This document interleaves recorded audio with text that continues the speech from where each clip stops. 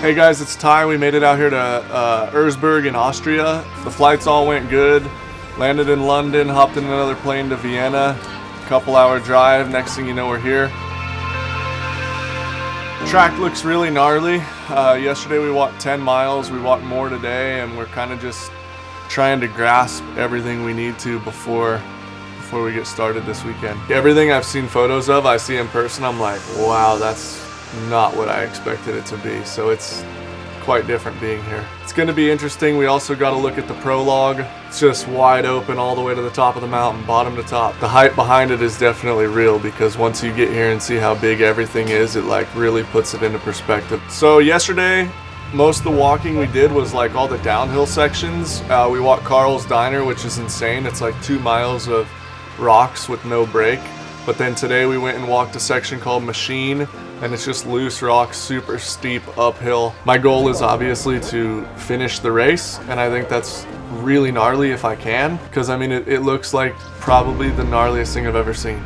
So just push the whole time and try to make it to the finish. After hearing everybody talking and the overall run time of the course, I mean, you get 4 hours to do it, which is a long time. It's 22 miles, and it's just the most rugged terrain I've seen. So as of now, we're planning on doing a battery swap, just because one battery wouldn't quite get through it. So hopefully everything goes smooth. I know we can change the battery in under 5 minutes, and so it'll be like a long pit stop, you know. It's like if a guy on a gas bike gets a flat, they got to change it, and they also got to stop for gas. So I definitely don't think it's a disadvantage.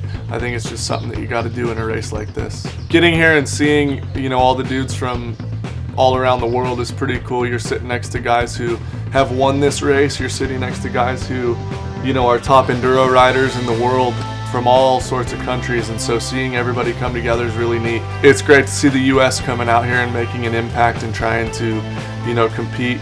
These Euro guys are insanely talented on bikes, and so it's cool that we're out here trying to, you know, kind of break the mold and get into the scene.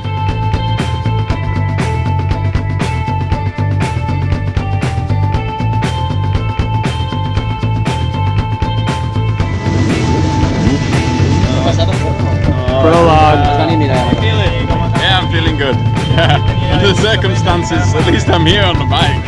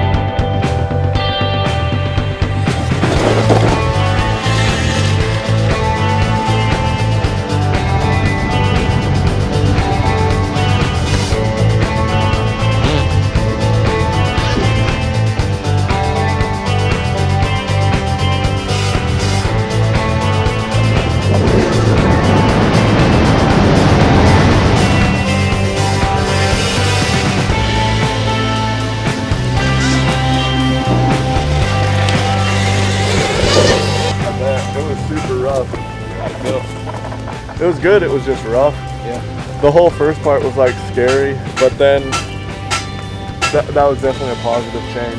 I was like shifting like a bike, like 3-4, 3-4, 3-4. Were you? Yeah, and it was like way good. How was traction at the corners? Good, yeah. But I felt like we needed that because I got to speed quicker, and the sections become short because you're going so fast. Yep, you're carrying more speed. So like honestly, that felt way faster, but because it was so rough, I don't know if I was losing time where I was building time yesterday. Right. The bottom was gnarly. Was it? Yeah, so gnarly. Well, we'll see. We'll look at the data. Yeah, but it was good. The top was way better. Good. Yeah, like where I was going, you know, 40 yesterday, I was Yeah. pulling like 55 with the heat code. Oh, good.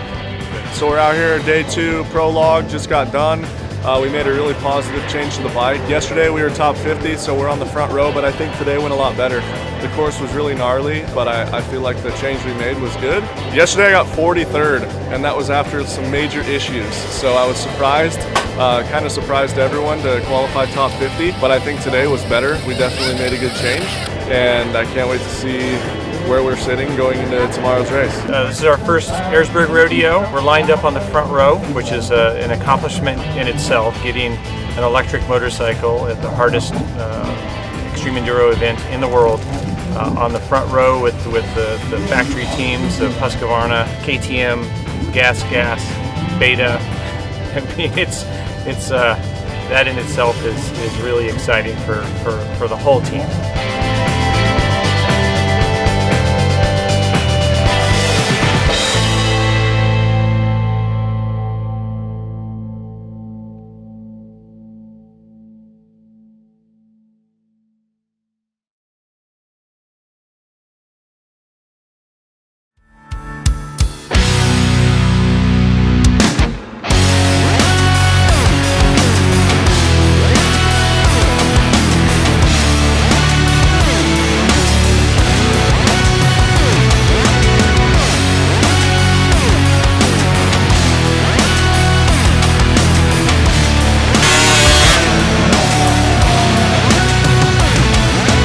First time starting on the line, how'd that go? It was gnarly, really. You know, I thought it was a dead engine start, so I was waiting for everyone to shut their bikes off. Next thing I know, the flag's up. I got off to a horrible start. I was in the dust going up the first couple hills, but I tried to be smart. You know, fellow American Cody Webb told me just to make everything as clean as possible, because if you got to take a couple runs at stuff, you're going to lose too much time. So I made it out of the quarry okay, and from then on out, it was all like a learning curve. I was behind Paul Bolton for a long time, so I followed everywhere he went, and I tried to just learn from him.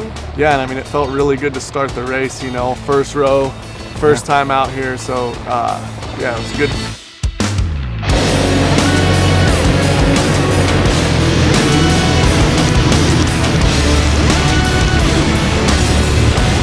Yeah, we had you in, inside the top 20 through a bunch of gates. You almost ran over one of our guys making film of you. You came flying by. I was trying to figure out where you were. Everybody's been really interested in following it. Then you get into the woods. How was that? Yeah, I mean, I think that's where we kind of fell short. That's where we underestimated the mountain, you know.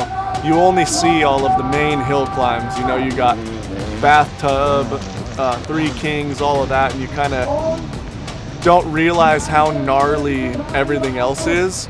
And so the woods definitely were a surprise for me. Was there any maps or special things we made for you that worked out? Yeah, absolutely. I had a huge advantage on everybody on all of the loose, rooty hill climbs, because I was using the hill hold and nobody else had that, so any progress I made was not lost.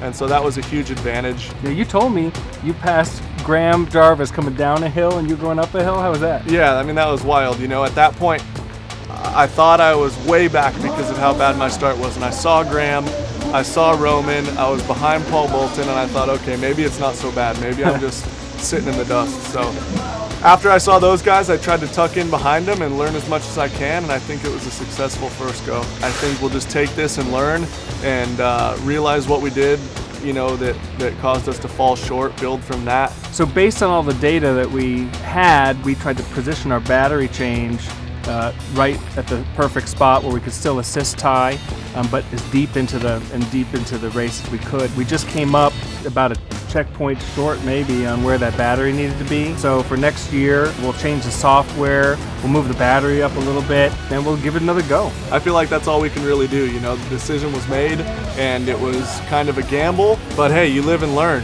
And we had no idea that for 8 miles we were going uphill right off the start. So you take away from that, you learn, you come back, position our battery swap at a different location.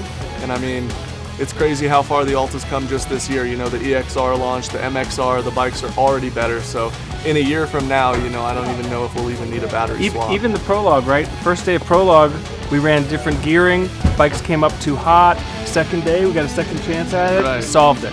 Yeah. Did Erzberg live up to the hype? I think Erzberg definitely lives up to its hype. Like I've been saying this whole time, you don't really know how big this mountain is until you get here and see it, you know. It's insane, the racing is insane, the fans are insane. It's like next level. Everything I thought, you know, times 10 and more. So it definitely lives up to its hype. Learn. There we go, baby. There we go. There we go. Hanging out with everybody. There we go. Come on, man. Let's do it. Good time. Hell yeah.